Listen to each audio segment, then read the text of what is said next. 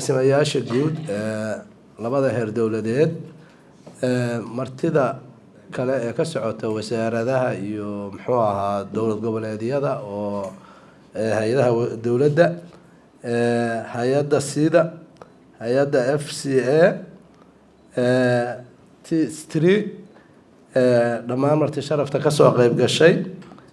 shirkan aan ku daafurayno mashruuca xoojinta iyo dimuqraadiyeynta dowladaha hoose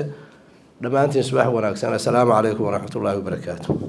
mudanayaal iyo marwooyin mashruucan xoojinta iyo dimuqraadiyeynta dowladaha hoose waa mashruuc ujeedkiisu yahay taageeridda dhismaha golayaal deegaan kaasi oo qayb ka yihiin dhammaan bulshada qaybaheeda kala duwan iyo xoojinta adeeg bixinta dowladda hoose si bulshada Soomaaliyeed ay u helaan adeegyada aasaasiga ah sida waxbarashada iyo caafimaadka. Wasaaradda Arrimaha Gudaha Federaalka iyo dib u heshiisiinta waxa ay gudbisay golaha wasiirada waxay ansixiyeen shuruucda doorashada waana shuruuc awood siinaysa shacabka Soomaaliyeed kuwaas oo qof iyo cod ku dooran doonaan madaxda heerarka kala duwan taasi oo xoojin doonta isla xisaabtanka iyo hufnaanta. wasaaradda oo kaashanaysa dowlad goboleedyada gobolka Banaadir iyo maamulka Khaatumo waxaa ka go'an daadejinta awoodda iyo dhismaha golayaasha deegaanka iyada oo loo marayo si waafaqsan shuruucda dalka hanaan cadaalad bulsho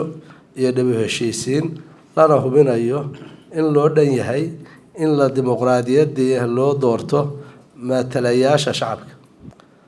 waxaan u mahadcelinayaa saaxiibada ku howlan hirgelinta mashruucan xoojinta iyo dimuqraadiyeynta dowladaha hoose sida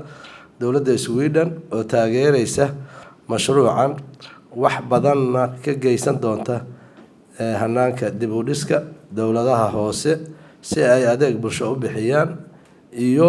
sidoo kale hay'adda FCA oo muddo dheer la shaqeynaysay wasaaradda arrimaha gudaha federaalka haatanna mashruucan fulintooda qaybka mashruucan muddo daahay sanadkan bilowgiisa ahayd inuu fulo dabcan waxa uu ku daahay waa caqabado sokay ahaayeen waxaan rajaynayaa in laga gudbay kuwa dambana aysan imaan isfahan iyo muxuu ahaa wada shaqayn in muxuu ahaa mashruucan uu ku hirgalo wixii hadda ka dambeeyana uu noqdo mid waxtara oo socda oo iyadoo inta wada shaqaynayso shaqada wadaagtaa ay isku qanacsan tahay oo mashruucan hore u socdo sidaasaan rajaynayaa ka wasaarad ahaanna sidaasaan ku dadaalaynaa dhinacyada kalena sidaasaan faraynaa waxaan inoo rajaynayaa mashruucan oo guulaysta shaqeeya iyo inagoo wada jirna aad iyo aad baa u mahadsantiin